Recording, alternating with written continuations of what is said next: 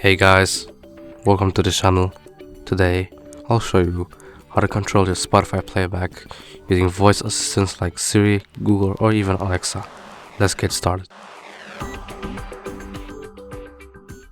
So first you wanna use your voice assistant, so in my case it's Google. Hey Google, play Fly Me to the Moon by Frank Sinatra on Spotify.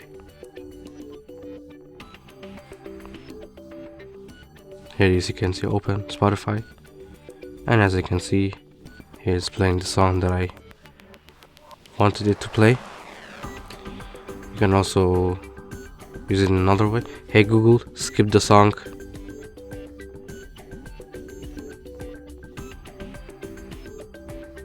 And as you can see, he's playing me another song.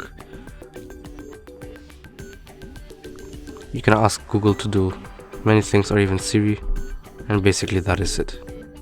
That is it for this video. Make sure to like, comment and subscribe, and see you in the next video.